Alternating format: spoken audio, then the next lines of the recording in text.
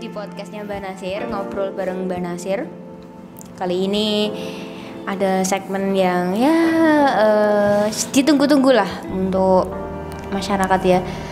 Ini tentang seputar asmara lagi, yaitu tentang berkali-kali diselingkuhin tapi tetap tidak bisa putus. Nah ini gimana Mbak? Dia udah tahu kalau pasangannya ini berkhianat tapi dia nggak bisa putus. Mau ini termasuk kategori dia dipelet atau emang dia bucin cinta gitu kan, atau memang ada faktor lain di balik itu semua Mbak? Gimana Mbak? Ya, sebelumnya saya ingin tanya nih, ya. Kira-kira jawaban dari pertanyaan itu tuh kepinginnya itu yang seperti apa gitu loh, karena ini kan kondisi dimana kemungkinan itu ada orang yang seperti itu. Iya kan? Ya. Nah, apakah harus meninggalkan orang yang seperti itu? Apakah harus lanjut atau gimana ini? Maksudnya dari pertanyaanmu tadi itu seperti apa arahnya? Sebagai cewek yang ingin pisah, karena dia kan tahu kalau tidak bisa dipertahankan, ya pengen pisah aja. Tapi tidak bisa pisah. Iya. Karena dia memang nggak bisa hidup tanpa ini pasangannya. Dia merasa kalau dia bakal menjadi orang yang tidak berguna, putus asa, berkelanjutan kalau tidak sama pasangannya ini. Berarti dia bertahan walaupun tersakiti. Iya kayak gitu. Tapi capek juga, dia pengen putus gitu kan, nggak mau. Untuk masa depan anaknya juga nanti gimana? Ya, tadi gitu. Katanya nggak pengen putus, nggak bisa. Pengen. Gitu. Tapi dia nggak bisa tidak bisa meninggalkan perasaannya itu kepada suaminya, perasaan cinta. Tapi pengen putus. Iya. Tapi tidak bisa. Gimana? Tapi nggak bisa. Dia tetap mau sama pasangannya. Iya. Hidup itu kan ada yang bilang adalah pilihan kan gitu kan. Iya.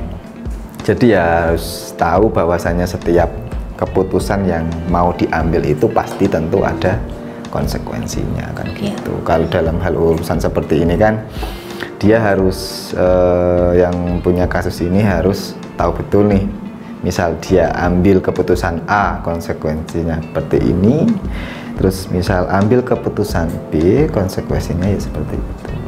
Jadi misal dia ingin bertahan, dia rela terus disakiti karena memang sudah tahu betul seperti apa suaminya, perilakunya kan gitu.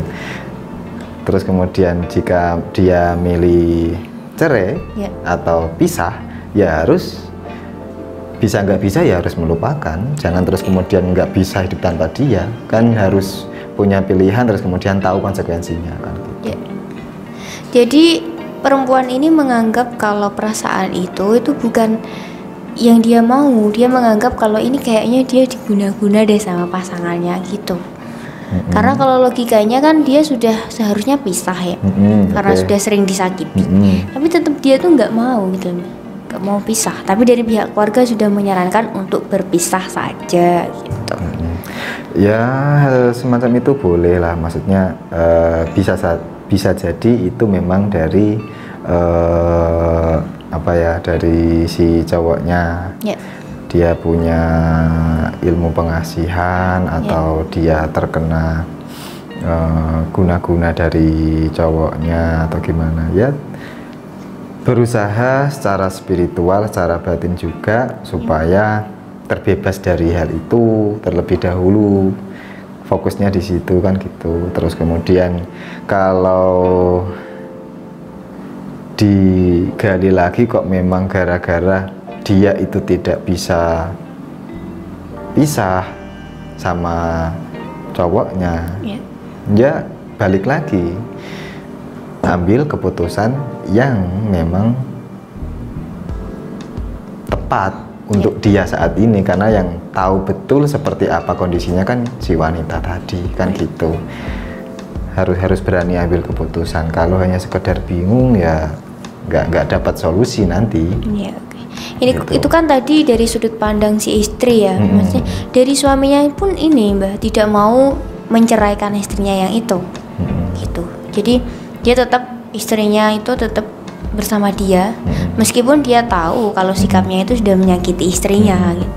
Tapi dia nggak mau menceraikan. Gini loh, kalau urusan rumah tangga sebenarnya kan kalau mencari solusi ya, contoh kasus seperti ini kan tidak murni hanya sekedar cari solusi itu di intern saja.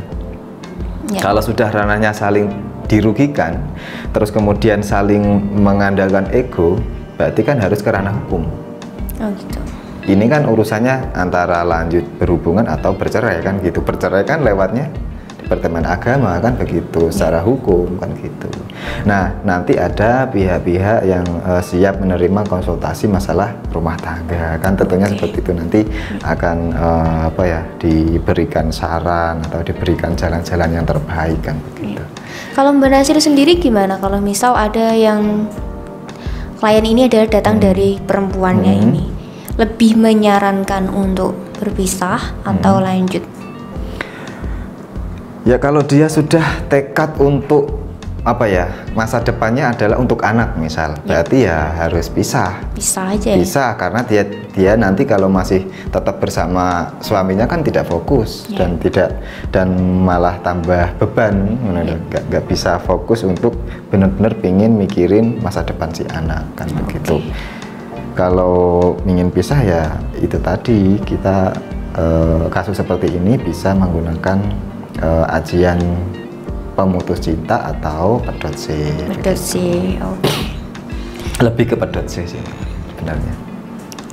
Terus kalau semisal sudah dilakukan pedot C ini, apakah mereka sudah sama-sama rela? Maksudnya dari pihak laki-laki yang juga udah rela, terus perempuannya juga. Kalau perempuan kan udah menginginkan itu ya. Apakah nanti bisa putus secara baik-baik kalau menggunakan kayak gitu?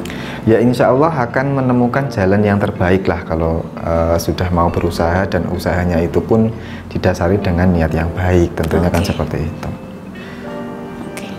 Akan dengan sendirinya nanti si suami entah mendapatkan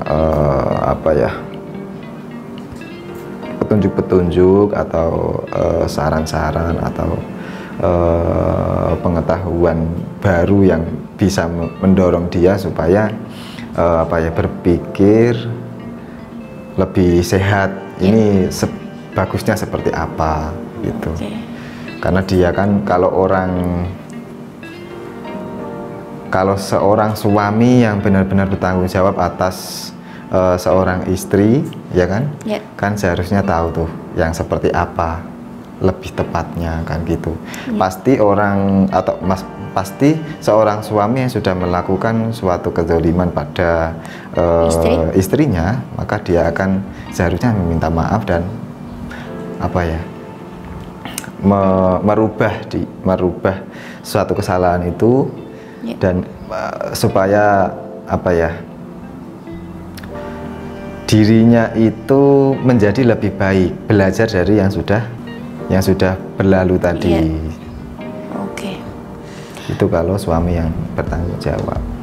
Itu dari sudut ini ya Mbak, maksudnya si wanita yang menginginkan untuk pisah, sarannya untuk pisah. Tapi kalau semisal perempuan ini menginginkan rumah tangganya tetap utuh dengan cara suaminya sudah kembali normal lagi, maksudnya berhubungan baik lagi gitu kan, itu seperti apa? Apakah ada sarana lain untuk menyadarkan si suami atau seperti apa? Ini maksudnya biar suaminya itu tidak melakukan hal buruk lagi seperti itu ya? Ya gitu. Ya kalau yang di sini kan seorang istri nih ya, berarti seorang istri yang pingin suami itu berubah. Ya kayak gitu. Kan begitu. Nah kalau secara umum ya dibicarakan dengan baik-baik, dikomunikasikan dengan baik, ya dicari tahu seperti apa sih kiranya cara mendapatkan perhatian secara komunikasi dengan suaminya yang terbaik itu seperti apa, dicari tahu terlebih dahulu. Jika memang sampai tidak bisa, terus kemudian ya jangan putus asa. kita bisa mengimbangi itu atau dukung itu dengan mengusahakan secara batiniah, secara spiritual, yaitu dengan menggunakan sarana tali Roma. Itu juga apa bisa. itu Mbah tali Roma?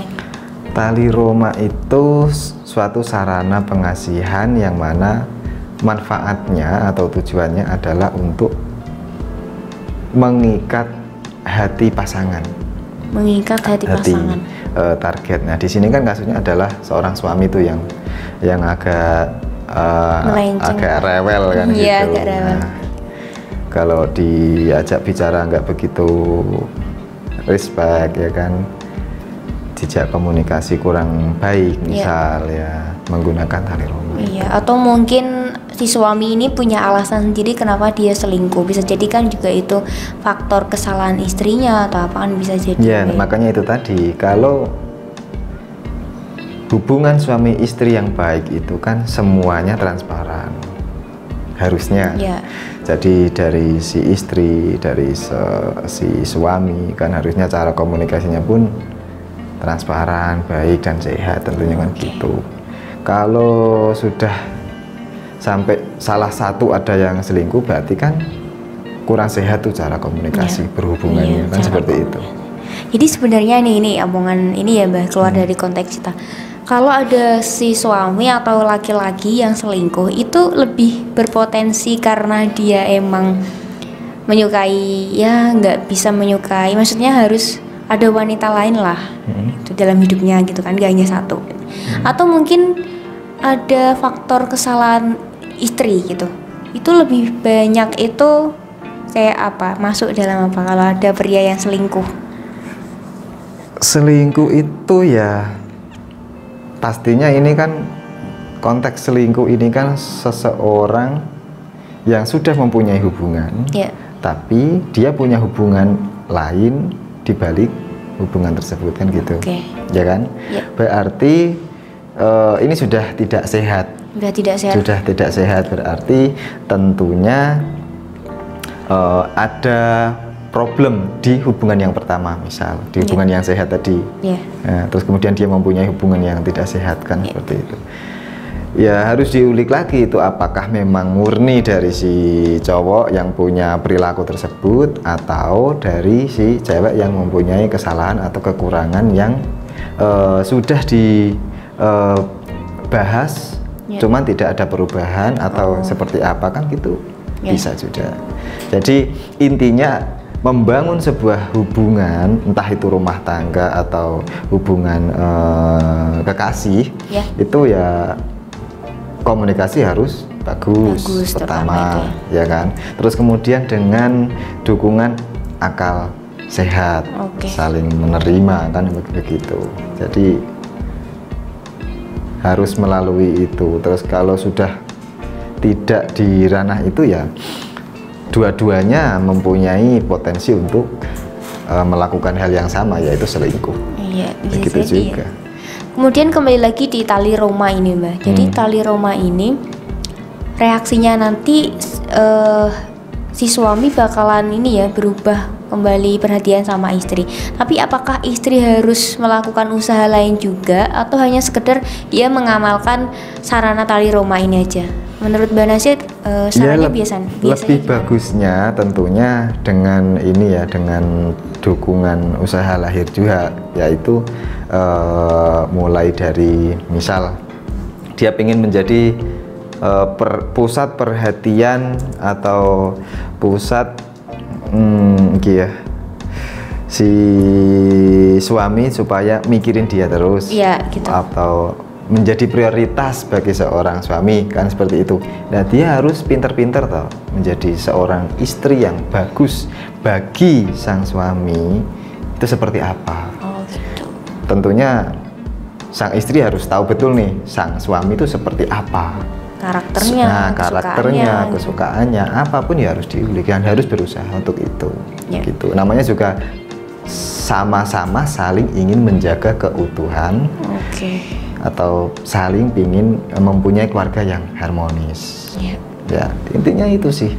Kalau ingin mempunyai hubungan yang harmonis atau yang yang bahagia itu ya harus benar-benar memegang teguh prinsip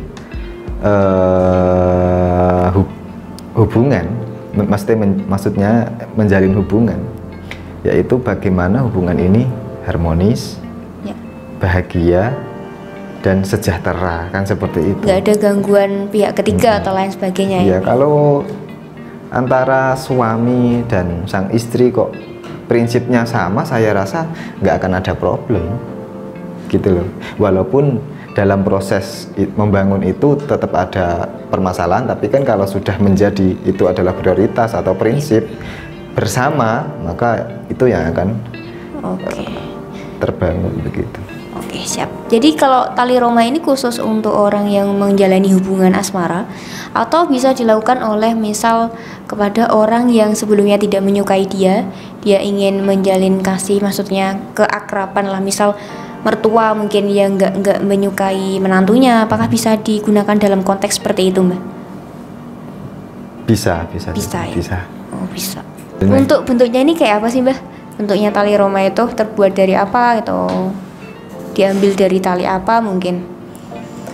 Oh ya, untuk saat ini saya nggak ada persiapan untuk sarana tersebut. Jadi mungkin bagi penonton atau yang pengen tahu ya silahkan cek di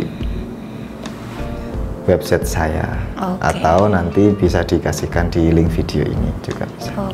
Ini kalau semisal tali Roma itu harus dipakai sama misalkan kliennya perempuan tadi ya, jadi yang pakai itu perempuan itu saja atau pria juga atau gimana, Mbak?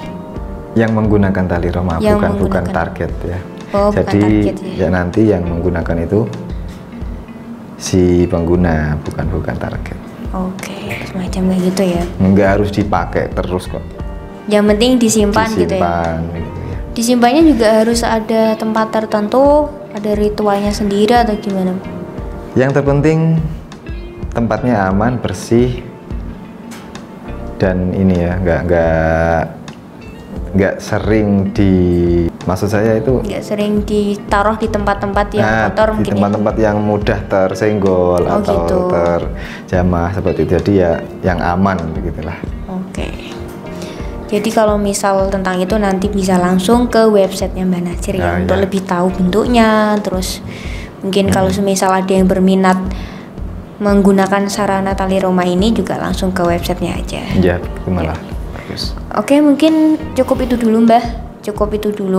Dan podcast selanjutnya kita juga akan membicarakan seputar asmara lagi. Terima kasih untuk jawaban Mbak Nasir yang sangat membantu untuk kita, dan semoga bermanfaat untuk masyarakat semua ya. Terima kasih.